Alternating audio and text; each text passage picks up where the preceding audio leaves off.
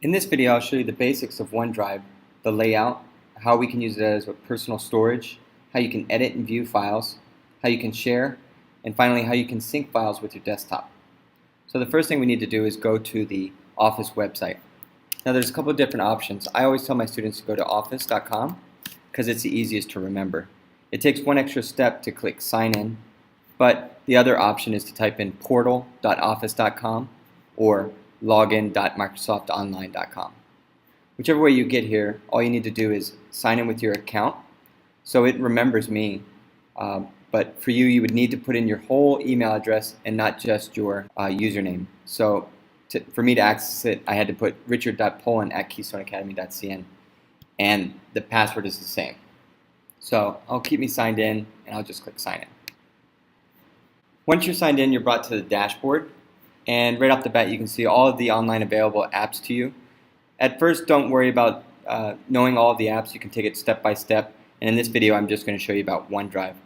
If you scroll a little bit lower on the dashboard, you'll see your recent documents and your recent OneDrive folders, which makes it really easy to pick up where you left off at and easily start working with the documents that you were working with earlier. You can always go up to the top and click the app launcher to find your OneDrive, which looks like the cloud, and then obviously at the dashboard it's here too. Once you click it, you'll be taken to the OneDrive app. So just to clarify, OneDrive is your personal storage. This is where you'll keep all of your personal files that only really you need to work with. Now you have the ability to share, but that's usually case by case, and it's not the whole directory of files and folders that you have.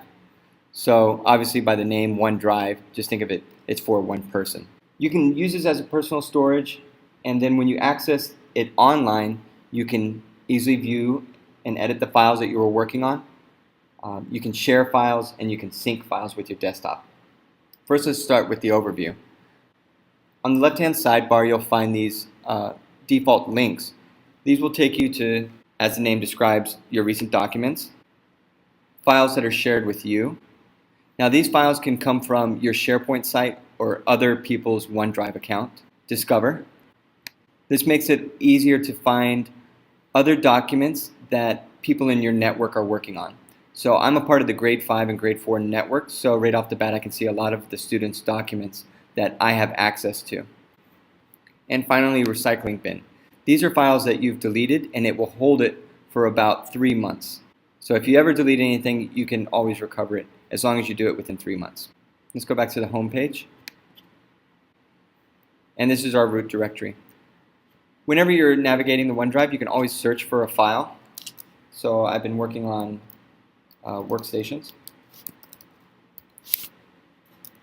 And then I can see documents that have it either in the file name or inside of the content in the document. If I actually finish the search by clicking enter, it'll provide a different view, which is similar to the homepage view. And again, I have the results of everything that's inside of my OneDrive, and you can switch the view so it's a little bit easier to identify the file, and then just go back to the default homepage.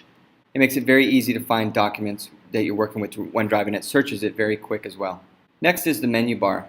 Depending on what you have selected, different options will show here, so you'll always want to refer back to the top to see what options are available.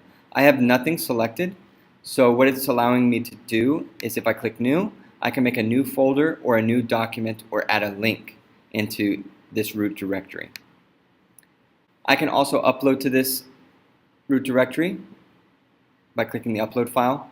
Another option is that you can drag and drop files. So I just made my browser a little bit smaller, and then I'm just going to put this leadership document into there. And I can see that that document's uploading. So you have the ability to drag and drop, or you can do it the old-fashioned way and click upload and navigate to the file that you are working on.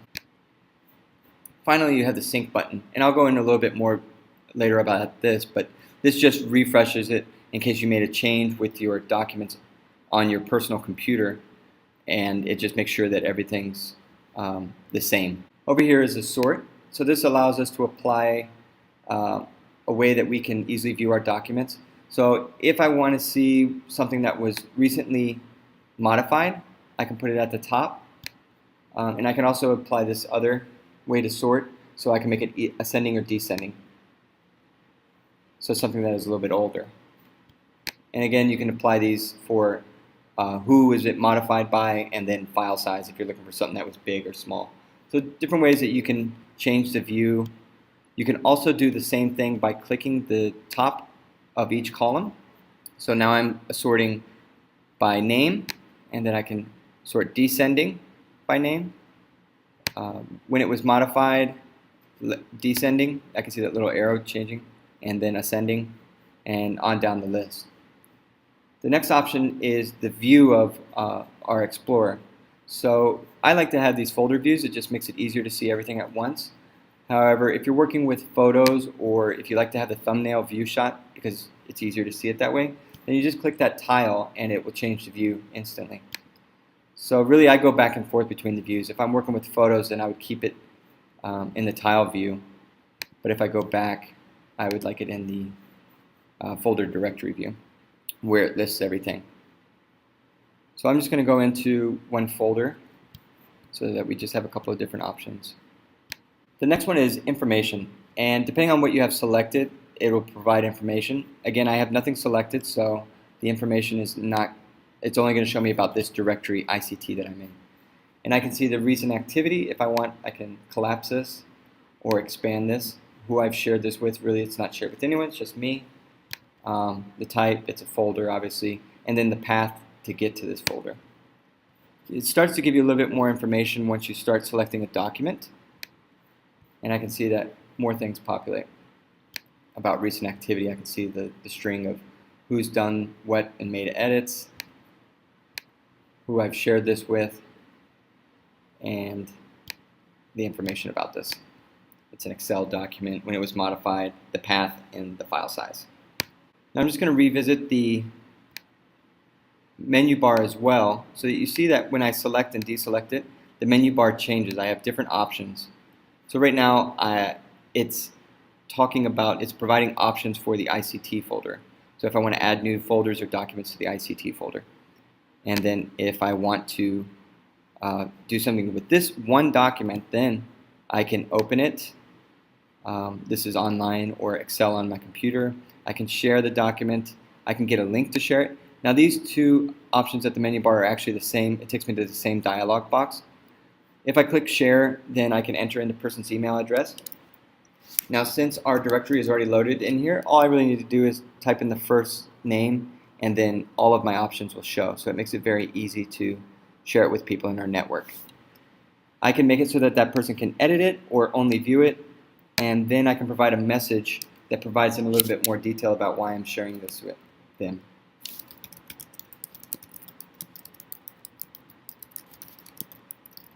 And they will get this in an email notification that I've shared this with them. Also, it will be available to them with shared with me, so they could easily find this as well. So then I would just click share, and then it's shared instantly.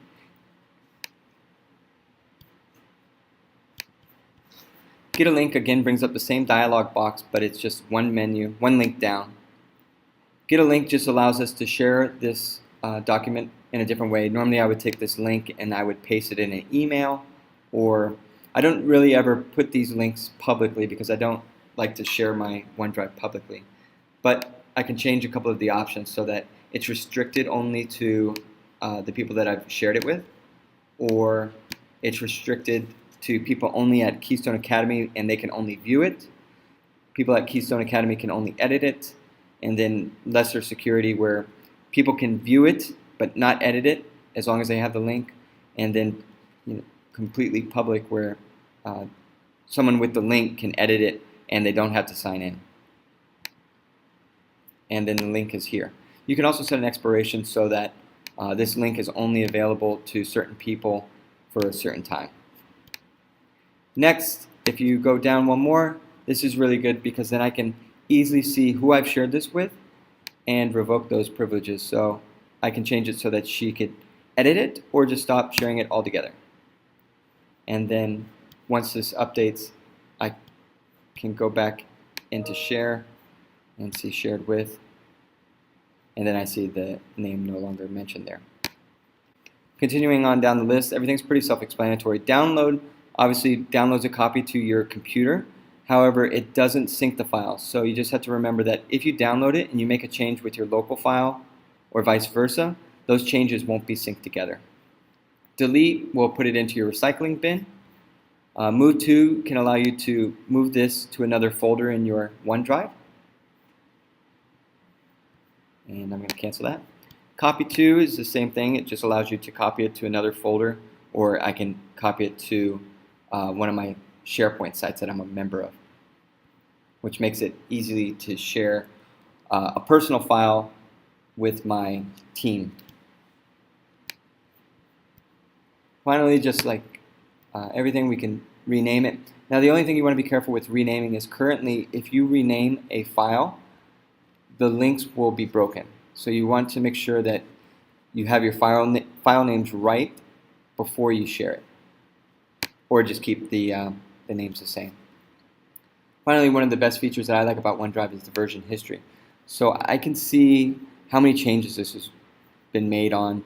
If I want to revert back to a change that I had a while ago, I can restore that.